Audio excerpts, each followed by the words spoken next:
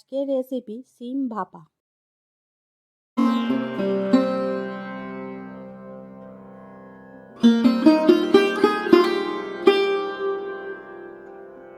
এর জন্য লাগবে অবশ্যই সিম, ধনেপাতার কুচি, কাজু, কিশমিশ, পোস্ত, লঙ্কা আর আদা। এগুলো কিন্তু আমি একবার মিক্সিতে ঘুরিয়ে নেবো। আর এই সর্ষেটাও। আর টমেটো নেই বলে টমেটো সস, জিরে গুঁড়ো, ধনে গুঁড়ো আর নুন, হলুদ গুঁড়ো।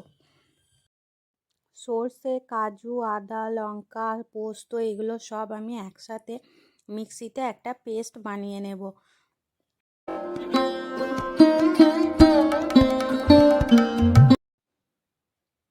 এই পেস্টের সাথে মিক্সিটা ধুয়ে অল্প জল দিয়ে দিয়েছি, কারণ পরে জল লাগবে বলেই দিয়ে দিয়েছি। আর এর সাথে আমি এই টমেটো সস, নুন, হলুদ, জিরে ধনের গুঁড়োটাও দিয়ে মাখিয়ে রাখবো।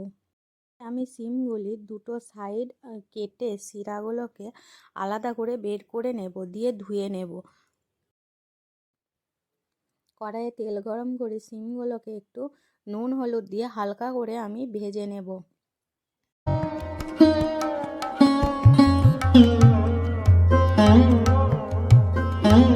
দেখুন সিমগুলো আমার ভাজা হয়ে গেছে। এবার আমি এটা নামিয়ে নেব।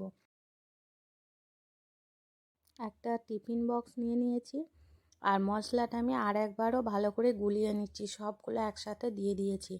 এবার টিফিন বক্সের ওপর থেকে আমি একটু সর্ষের তেল দিয়ে বুলিয়ে নেব, একটু চাড়িয়ে নেব। তার উপরে মশলাটা দেব।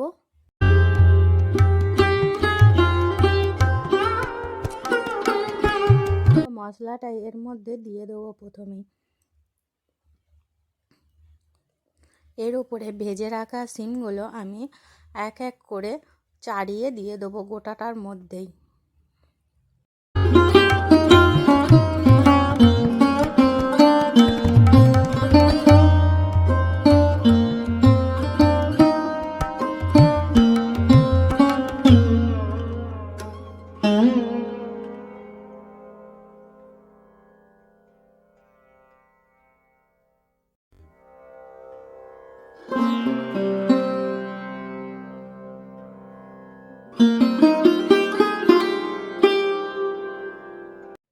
এখানে মশলার সাথে নুনটা কিন্তু একটু সাবধানে, কারণ সিমটা নুন হলুদ দিয়েই ভাজা আছে।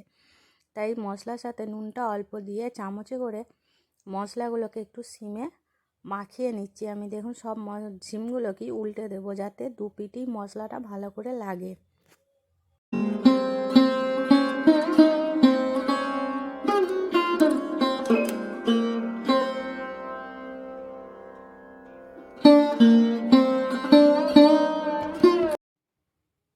এবার এর ওপরে আমি এই কাঁচা লঙ্কার কুচি, ধনেপাতার কুচি, আর যদি আমার কাছে টমেটো ছিল না বলে আমি টমেটো সস দিয়েছি। যদি টমেটো দিতে চান তাহলে এই সময় টমেটোটাও ওখানে ওপরেই দিয়ে দিতে হবে ছড়িয়ে।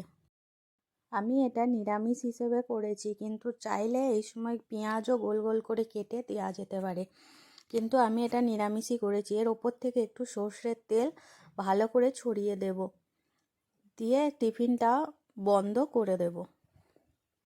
বেশ খানিকটা জল দিয়ে একটা স্ট্যান্ড দিয়ে এই টিফিনটা বসাতে হবে। টিফিনটা যেন ডুবেও না যায়।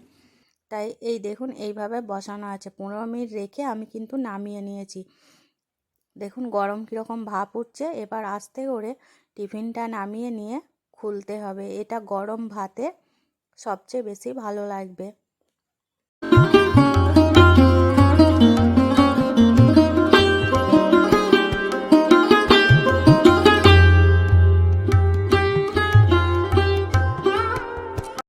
জন্য সিম ভাপা কিন্তু রেডি। দেখুন কীরকম দেখতে হয়েছে।